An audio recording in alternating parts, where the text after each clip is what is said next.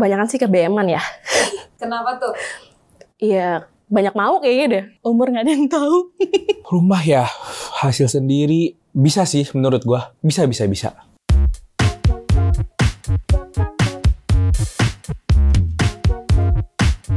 Hai Kak. Hai. Halo. Hai. Hai. Halo. Halo. Hai. Halo. Hai. Hai. Halo. Hai. Hai. Halo. Mana sih kira-kira yang akan lo lebih duluin, ke BM-an atau kebutuhan? Ke BM-an. Kenapa tuh kalau boleh tahu? Karena kebutuhan gue udah terpenuhin. Kebutuhan pastinya. Karena ke BM-an gue nggak ada habisnya. Kalau gue sih biasanya ke BM-an ya. Menurut gue ya kalau gue BM ya gue butuh gitu. Kalau gue ke BM-an sih. Sebenarnya tergantung mood sih. Kalau yang nongol BM duluan ya BM duluan. Ke BM-an dong. Gue BM mulu anaknya tiap hari. Kebutuhan dong pastinya. Kenapa tuh?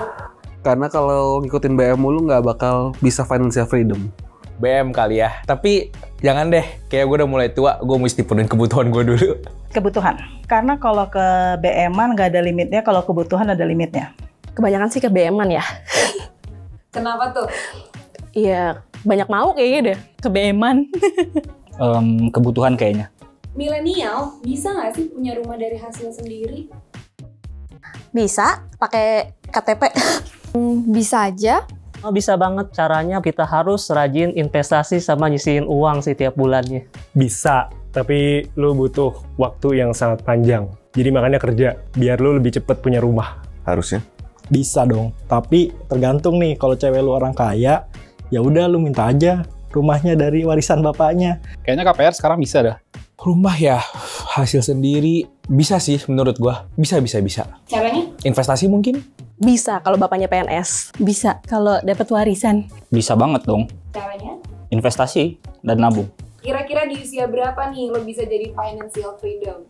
Gue pengennya sih di umur 25. Ya usia 27 sampai 30 ya. Kalau menurut gue pribadi sih mungkin usia 40 tahunan nih. Gue mungkin di usia 50 kali ya. Maunya sih 35.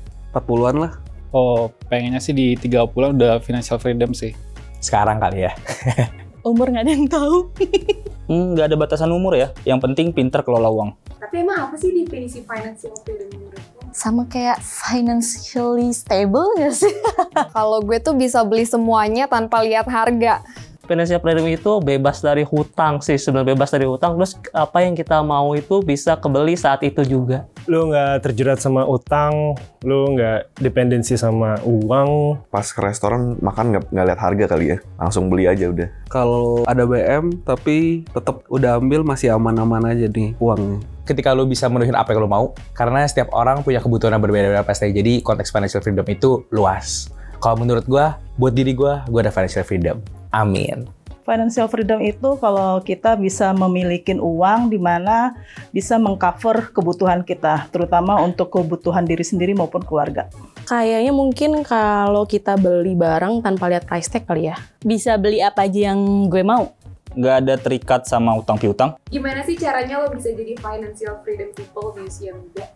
Kerja bagai kuda. Paling gampang jadi ani-ani kali ya. Harus kita rajin investasi, nyisiin tiap bulannya gitu. Mungkin banyakin investasi kali ya. Banyakin puter duit di investment. Banyak belajar soal investasi. Mungkin one of bisa invest di crypto. Nggak perlu ikut trending, kita harus punya karakter di mana kita tahu apa yang kita butuhin. Sehingga dari situ, dari berapapun income kita akan manage berapa persen untuk kebutuhan, berapa persen untuk hangout, berapa persen untuk saving, dan berapa persen untuk investasi. Itu harus punya porsi masing-masing setiap bulan. Investasi.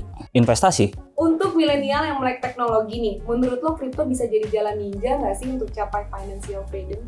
Bisa kalau lagi beruntung, bisa kalau emang lagi hoki. Kalau untuk jadi financial freedom sih untuk sekarang kayaknya belum ya. Karena ya kripto itu semacam investasi yang jangka panjang gitu. Kalau menurut gue pribadi sih bisa banget sih sebenarnya. Bisa banget. Karena kripto itu baru dan kripto itu offers more securities dan nggak bisa di-counterfeit sama pihak ketiga. Jadi lu bisa banget tajir dari kripto.